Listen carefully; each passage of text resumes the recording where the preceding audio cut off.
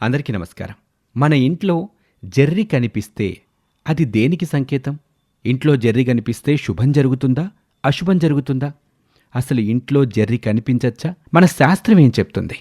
మన శాస్త్రాల ప్రకారం ఇంట్లో జెర్రీ కనిపిస్తే ఏం జరుగుతుంది? అలాగే కలలో కనిపించేటువంటి వస్తువులు, క్రిమికీటకాల గురించి స్వప్నశాస్త్రం ఏం చెప్తుంది? ప్రకృతి అందించేటువంటి సంకేతాలు ఏ విధంగా ఉంటాయో ఈ వీడియోలో మనం అందరం తెలుసుకోబోతున్నాం. ఇప్పటివరకు మీరు మా ఛానల్ని సబ్స్క్రైబ్ చేసుకోకపోతే వెంటనే సబ్స్క్రైబ్ చేసుకోండి. సబ్స్క్రిప్షన్తో పాటు ఆ పక్కనే ఉన్న బెల్ ఐకాన్ని క్లిక్ చేయడం వల్ల మనం అప్లోడ్ చేసే ప్రతి వీడియో కూడా మీకు నోటిఫికేషన్ రూపంలో వస్తుంది. ఇక ఆలస్యం చేయకుండా వీడియోలోకి వెళ్దాం. ఇంట్లో సహజంగా మనకి అనేక రకాల క్రిమికీటకాలు కనిపిస్తూ ఉంటాయి. జెర్రీ కావచ్చు, చీమలు కావచ్చు, బొద్దింకలు కావచ్చు, బల్లులు కావచ్చు, ఎలుకలు, ఇలా అనేకం కనిపిస్తూ ఉంటాయి.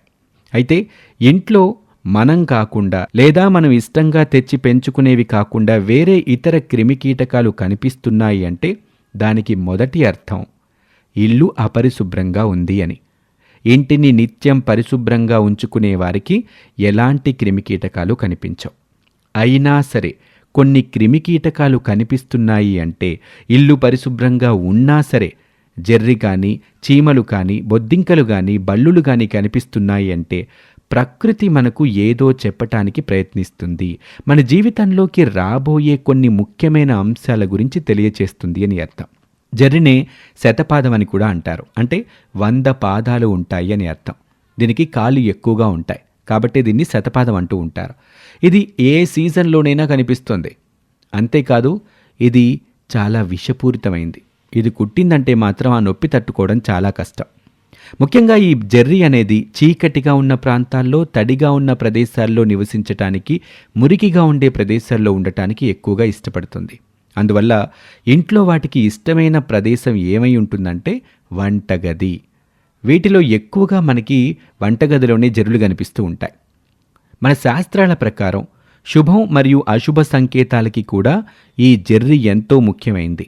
జ్యోతిష శాస్త్ర ప్రకారం అయితే శతపీఠానికి అధిపతి రాహుగ్రహం. రాహు ఒక రహస్య గ్రహం. ఈ గ్రహం ఎవరికైనా అష్టలక్ష్మి అనుగ్రహాన్ని ఇవ్వగలుగుతుంది. సహజవాసానికి దూరంగా ఉన్న ఇంట్లో శతపాదం కనిపిస్తే అది శుభం లేదా అశుభానికి సంకేతం అని చెప్తూ ఉంటారు. ఒకవేళ జెర్రీ ఒక్క క్షణంలో మిమ్మల్ని ధనవంతుల్ని లేదా పేదల్ని చేయగలదు అని చెప్తే నమ్ముతారా? అది ఖచ్చితంగా నిజం. కొన్ని సందేశాలని మనకి ఈ జెర్రీలు అందిస్తాయి. కాబట్టి మనం ధనవంతులం అవుతామా లేక పేదవారం అవుతామా అన్నది ఆధారపడి ఉంటుంది. జెర్రీ ఎప్పుడైనా కనిపించిందంటే చాలామంది దాన్ని చంపేస్తూ ఉంటారు.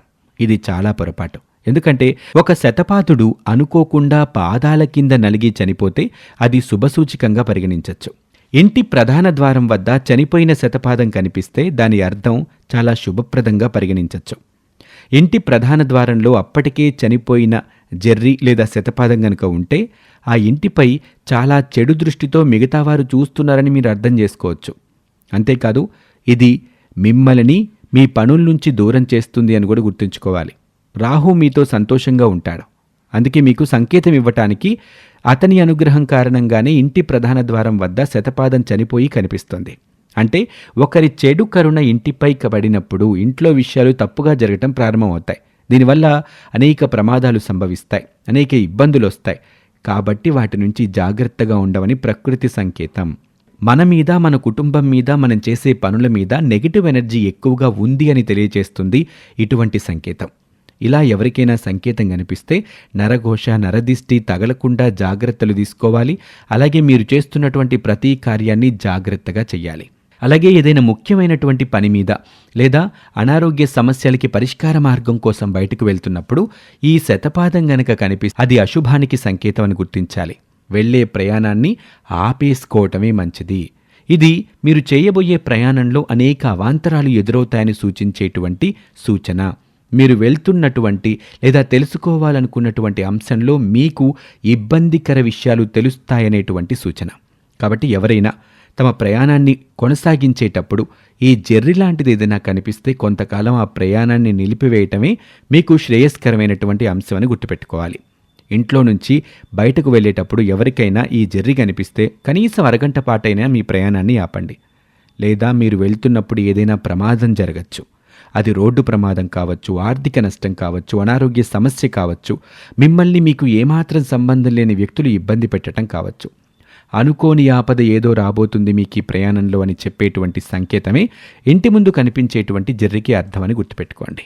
అలాగే ప్రకృతి మనకి అనేక రకాలుగా జరగబోయే అంశాలని తెలియచేస్తూ ఉంటుంది. కలల రూపంలో కూడా భవిష్యత్తులో మనకి ఏం జరగబోతాయో తెలుస్తూ ఉంటాయి. ముఖ్యంగా రాత్రిపూట వచ్చేటువంటి కలలు మన జీవితంలో జరగబోతున్న అంశాలను తెలియచేస్తాయి. మనం మంచి నిద్రలో ఉన్నప్పుడు గుర్రంపై స్వయంగా మనమే స్వారీ చేస్తున్నట్టు గనక కలుస్తే అది ఎంతో శుభదాయకం అంటారు. మనం ప్రస్తుతం పనిచేస్తున్న రంగంలో మెరుగైన ఫలితాలు వస్తాయని దీని అర్థం. వ్యాపారస్తులకి త్వరలో లాభాలు వస్తాయని అర్థం.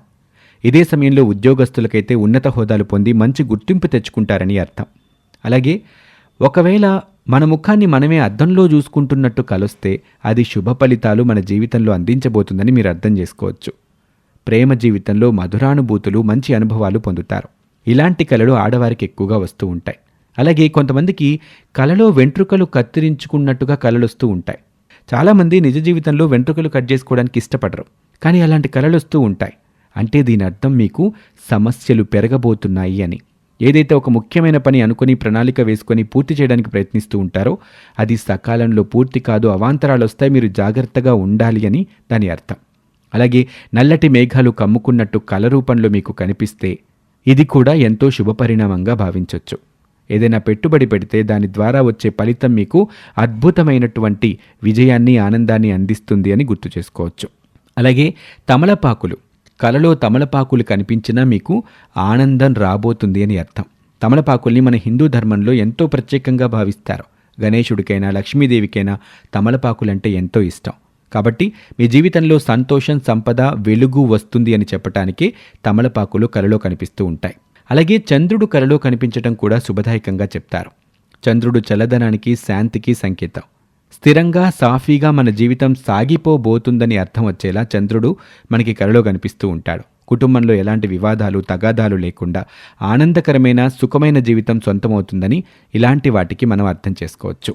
అలాగే ఇంట్లో చీమలు కనిపించినా కూడా దాన్ని శుభానికి సంకేతంగానే భావించాలి. అయితే చీమలైనా, జర్రులైనా, మిగతా ఏ క్రిమికీటకాలైనా ఇల్లు అపరిశుభ్రంగా లేనప్పుడు కనిపిస్తేనే ఈ ప్రకృతి సంకేతాలని మీరు అర్థం చేసుకోవాల్సి ఉంటుంది.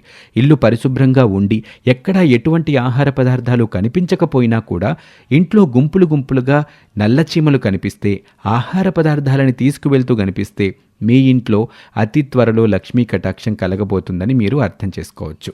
కాబట్టి ఎవరికైనా మీ ఇంట్లో జర్రి కనిపిస్తే మాత్రం దాన్ని ఒక శుభ సంకేతంగా భావించవచ్చు.